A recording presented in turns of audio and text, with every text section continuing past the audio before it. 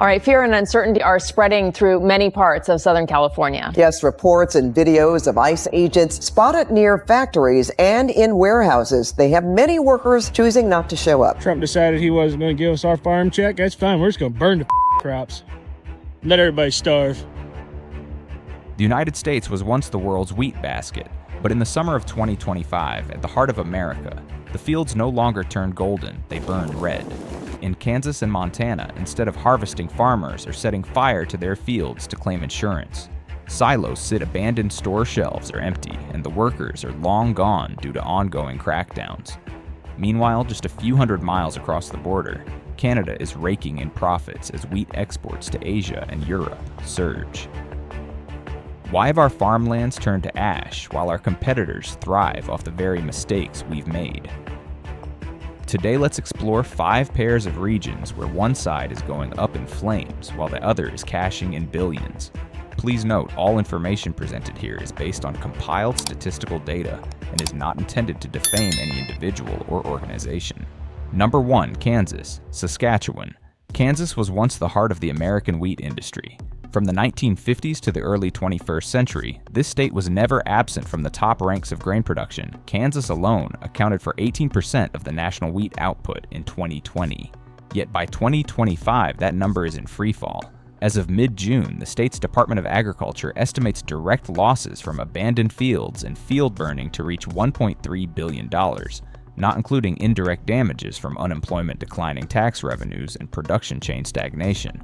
With no buyers, wheat prices have plunged below $5 per bushel, even lower than the cost of hiring a combine harvester.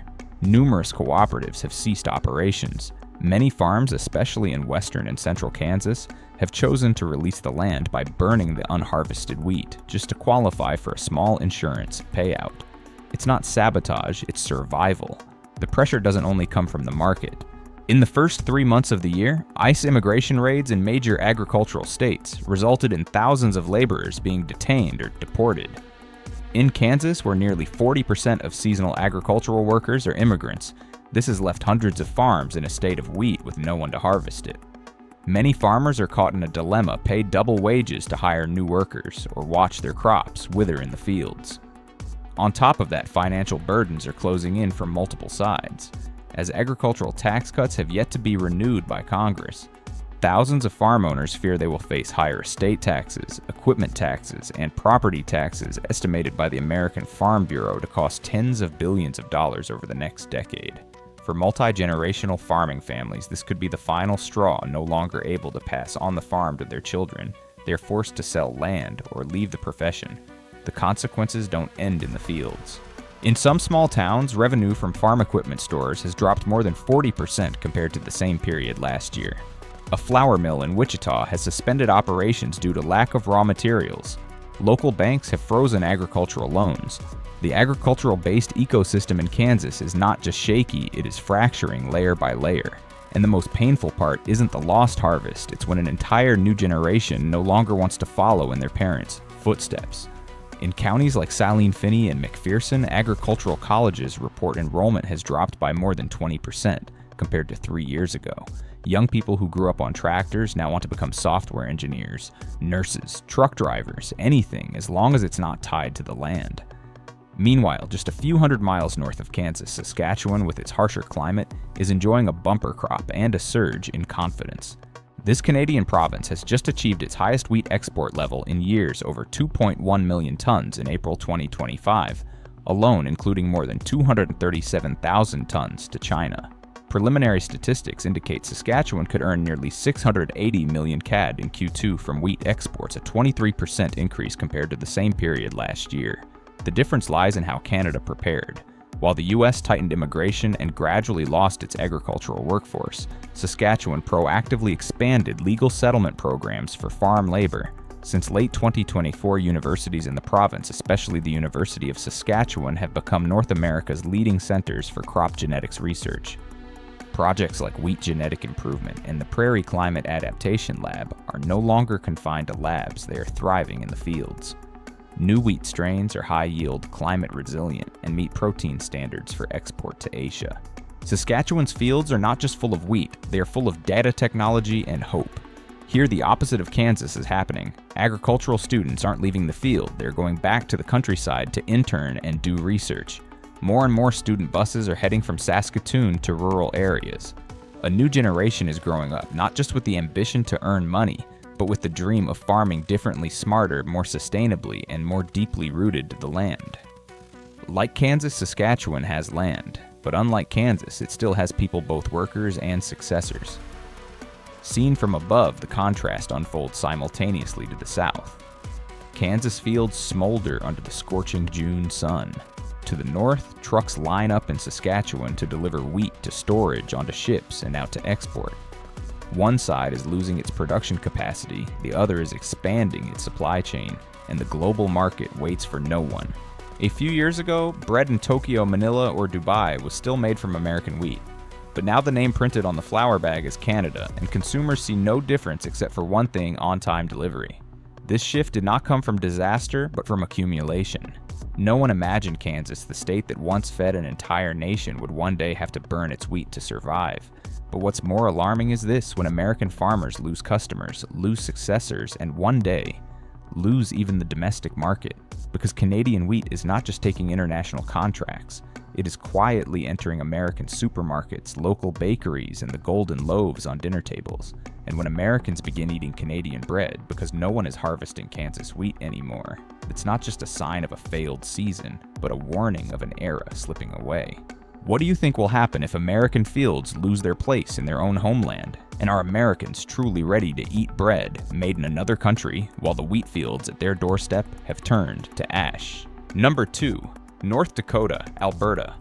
In early June 2025, if you live in the American Midwest, you can feel the pressure from rising food prices. At Walmart chains, a loaf of sandwich bread increased by 22 cents in just 3 weeks. Meanwhile, on familiar store shelves, domestic flour bags are gradually being replaced by imported products labeled Product of Canada. It's a worrying shift. The U.S. is becoming unstable in its own staple food supply. Ironically, at the same time, Americans are cutting back on meals. Tens of millions of bushels of wheat are lying idle in silos across North Dakota. Once considered the golden wheat belt of the United States, the state now stands as a clear example of a supply chain clogged from root to tip. According to grain handling, direct stockpiles in the state have increased more than 18% compared to the same period last year, primarily due to a lack of buyers and sufficient transport infrastructure, and production costs exceeding tolerance thresholds. Specifically, wheat prices at this point have dropped to about $5.50 per bushel, 8% lower than the 15-year average. In contrast, input costs have skyrocketed: fertilizer, fuel, labor, farm insurance, all pushing the average loss to $50-60 per acre. Many farmers have chosen to hold onto their wheat, waiting for prices to recover. But the situation hasn't improved, only the bills keep arriving on time. From the fields, the consequences gradually spread into cities. According to the USDA, the price of white bread in the Midwest increased by 8.7% in Q2 2025. At the same time, the average cost of living in the region rose by more than 12%, while median income remained unchanged. In small markets, once familiar types of flour have begun to disappear. Some grocery stores in South Dakota and Minnesota have even limited the amount of flour sold per customer, unsure when the next shipment from the mills will arrive. It's not hard to understand why. Labor shortages at storage and milling facilities have persisted since the start of the year. Following immigration raids in Q1 2025, the seasonal workforce declined sharply, especially in roles involving warehouse operations, loading, and freight driving. In a supply chain that typically runs at the edge of efficiency, even a single missing link can stall the entire system. In stark contrast to North Dakota, Alberta, a western Canadian province is enjoying a bumper harvest and booming export orders. According to Alberta Grains, in 2024, the province exported more than $288 million worth of wheat to the U.S., making up the majority of America's high-quality wheat imports from Canada. With stable protein levels, ideal moisture, and a seamlessly operating supply chain, Alberta wheat is appearing more frequently on American shelves, not as a backup option, but as an official choice. The reason for this success isn't climate, it's the system. Since 2021, the Canadian government has supported companies like G3 Canada in expanding their procurement, milling, and transportation networks. In Alberta, wheat can move from field to port in under 48 hours thanks to dedicated rail lines and strategically located logistics hubs. With this speed and reliability, Alberta farmers can sell at higher prices without worrying about storage costs or stockpiling risks. Additionally, maintaining a stable agricultural workforce thanks to flexible immigration policies and clear benefits for seasonal laborers has helped Alberta avoid the labor shortages seen in southern U.S. states. No need for more land, no need for better seeds, just an unbroken system, and Alberta is quietly taking over the role once held by states like North Dakota. Of course, American consumers don't immediately notice these changes, but over time they grow accustomed to the new flour, the new bread, and the experience of buying Canadian products right at home. Right. No one protests because they have no other choice. There is no natural disaster, no war, only a simple truth: their wheat isn't getting where it needs to go. When staple foods like flour, bread, and cereal begin to seem scarce or expensive to the very people who produce them, people start to ask, whom is this system really serving? And if North Dakota, a state with a strong agricultural tradition, can fall into a supply chain crisis, what awaits the less fortunate regions? Even as North Dakota struggles to clear its stockpiles, another state thousands of miles away has just completed a long-term supply contract with an Asian supermarket chain. That's not something anyone expected 3 years ago, but it's happening, and perhaps the real concern isn't how much bread prices have risen, but whether bread made from American wheat still has a place in American kitchens. Do you think this is just a temporary problem, or do you see it slowly becoming the new normal? Number 3, Montana, Manitoba. A small town in northern United States just ended its harvest season with an unusual ritual, not a celebration of abundance, but a field burning, and it wasn't an isolated event. Many regions in Montana are facing the same situation. Once considered the wheat lung of America, Montana was not only a place of production, it was also the bearer of a belief that Americans would always have enough food for themselves and for the world. But in the summer of 2025, that belief cracked. The fields remained golden, but no one harvested. Silos stayed full, but no trucks came to haul the grain away. The entire system seemed stuck between surplus and shortage. Surplus wheat, but a lack of everything else to move it out of the region. According to the Montana Wheat Association, farm gate prices had dropped to around $5.50 per bushel, far below production costs, which had surged over the past 3 years due to fertilizer, fuel, and crop insurance prices. Net income for Montana farmers fell more than 35% in just 2 years, and at least 14% of wheat acreage was left unplanted in Q1 2025 due to inability to maintain operations. Some farms were forced to burn their crops mid-season, not because of drought, but because it was the fastest way to receive a minimum insurance payout. But what disheartened Montana's farmers more than low prices was the silence from the system above. Many had hoped that the G7 summit held in Italy last June would address food supply chain issues.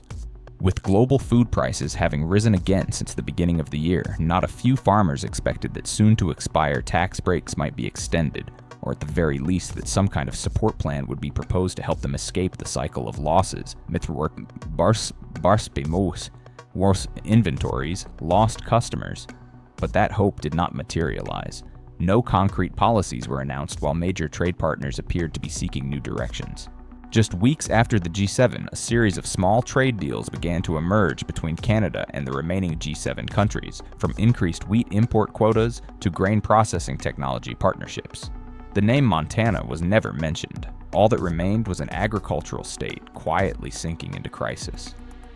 And while Montana struggled with storage costs, aging infrastructure, and the loss of market share, a province thousands of miles away, Manitoba was gradually taking its place.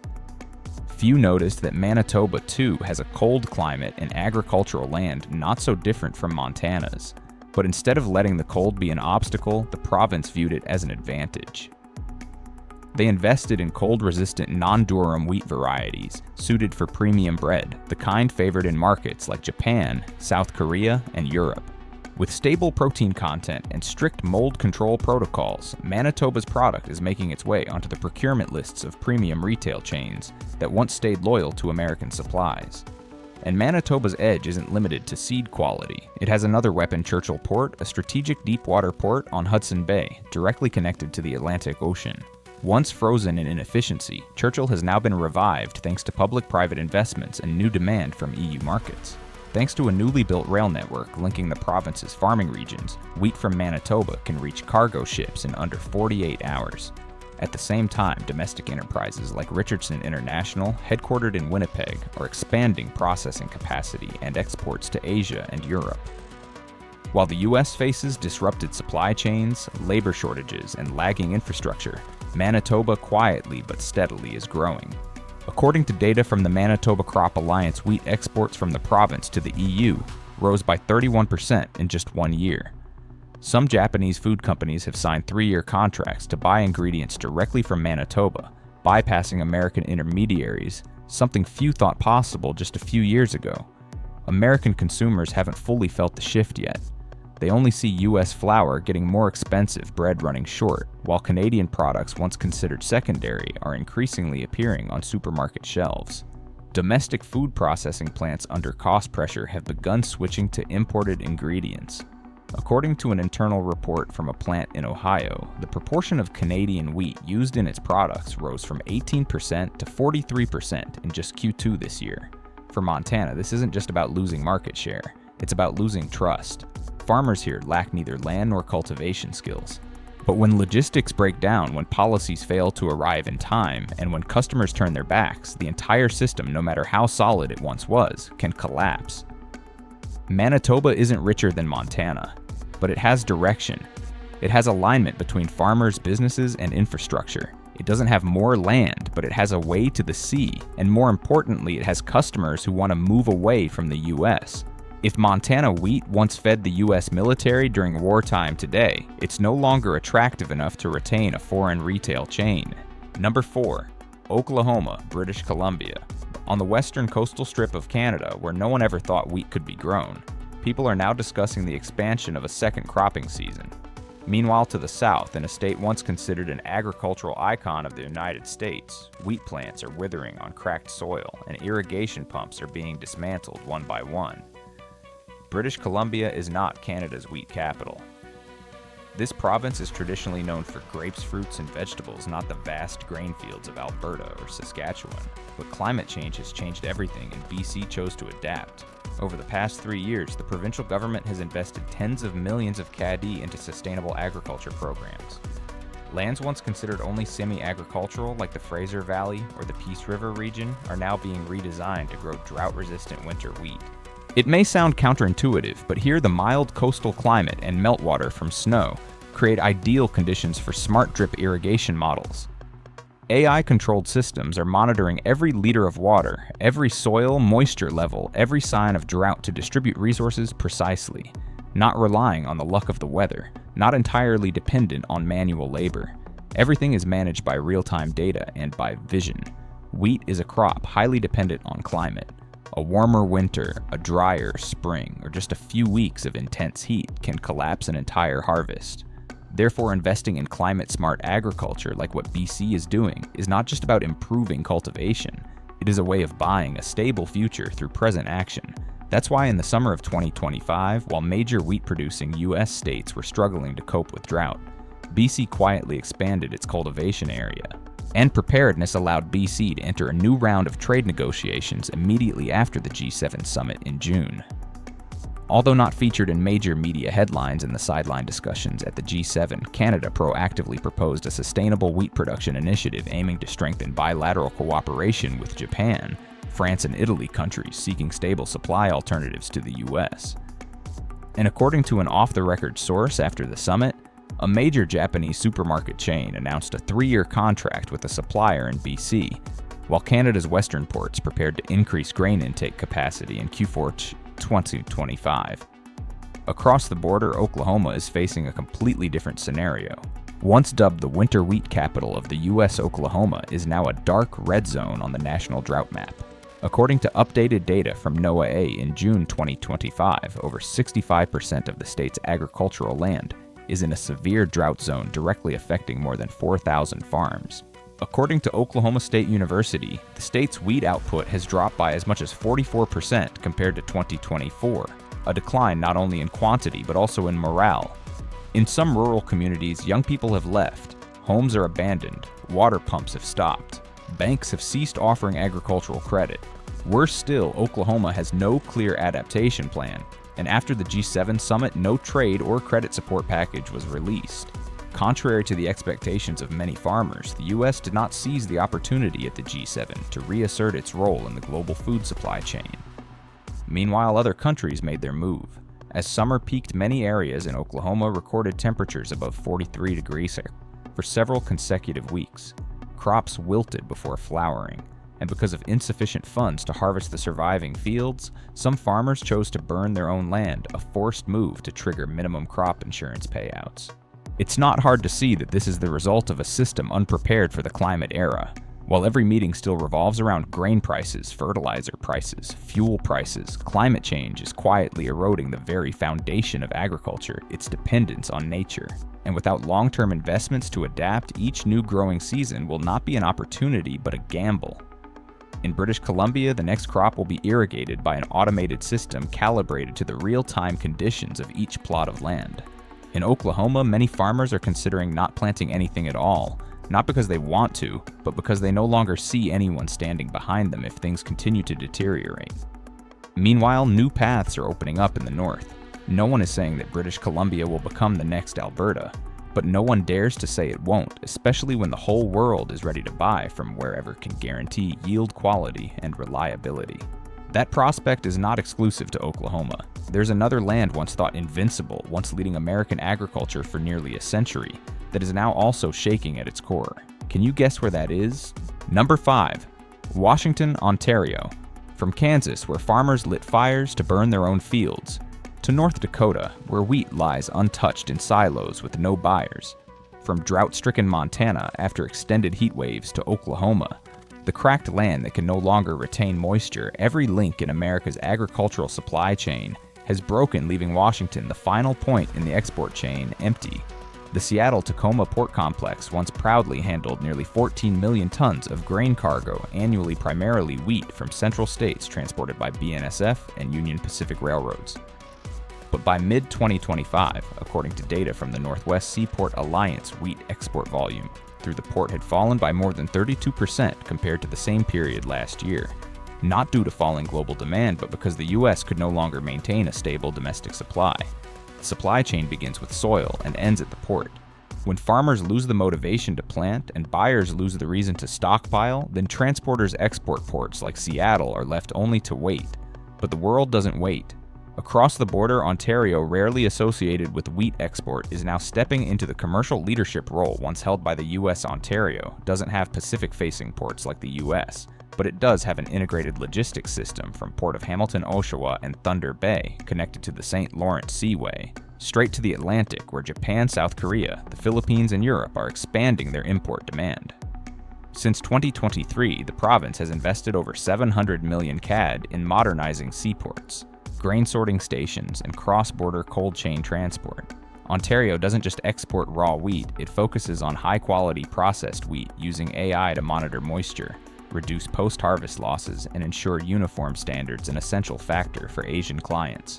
While shipping lines gradually pulled out of the Pacific Northwest route due to lack of cargo, Ontario's ports increased their regular shipments, especially with new contracts signed with Japanese retail chains and European food distribution systems. International carriers, once loyal to Seattle, are now prioritizing Ontario's cross-border logistics route, as the province offers dependable goods, infrastructure, and policy stability. While Washington is still trying to restore its supply chain, former clients have already found alternatives. And for the first time in nearly 30 years, the U.S. has been overtaken in wheat exports right at its own border, not because of a global crisis, but because its internal systems have broken down. Because when a nation can no longer supply its own exports, geographic location, port, scale, or reputation mean nothing. Washington, once America's window to the Pacific, is now just another missing link, short on goods, short on planning, short on trust. And that trust has shifted northward, where Canada, without loud declarations, is quietly stepping in. Ontario understands that in the era of global supply chains, whoever controls logistics controls trade, and whoever controls trade controls their role on the geopolitical chessboard. In 2025, Canada doesn't conquer the world with volume, but with reliability and consistency in every container that leaves its ports. And of course, Ontario hasn't risen alone. It has something U.S. ports have lost the continuity from grower to buyer to processor to transporter. As U.S. agricultural states lose labor, lose crops, lose climate control, the export ports can only watch the flow of trade slip out of reach. In the past 4 chapters, we've seen layer after layer of people, farmers, workers, businesses fall into the spiral of helplessness. From a man who couldn't harvest due to lack of labor to a state that couldn't store because prices were too low to scorched lands left untended. Each of those stories helped bring America to today's reality, a nation no longer able to move its agricultural goods to the world. And the world, as you see, keeps turning. Canada has filled the gap left open, a gap that if the US doesn't reclaim in time could become someone else's permanent position. So now that Ontario has risen to become the most reliable agricultural transshipment hub in North America, while Washington is left with docks waiting for cargo, the question is, does the role of global food center still belong to the United States, or has it already slipped quietly across the border unnoticed? Looking back at the entire journey from Kansas to Washington, one thing is clear: the retreat of American agriculture is no longer a looming threat. It is happening step by step, state by state, season by season.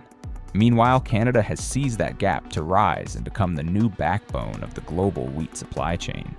Don't think this only affects farmers or export businesses. It is directly impacting you from your daily meals, your job, to the future stability of your family. What do you think about this shift? Is it merely a short-term market cycle or a sign of a new order taking shape? Share your thoughts in the comments below, and don't forget to hit follow to explore more perspectives in upcoming topics. This video is not intended to criticize or blame anyone. All content is presented with the purpose of exploration analysis and sparking discussion based on current events, sentiments, and social trends. We respect the United States Constitution and all federal regulations.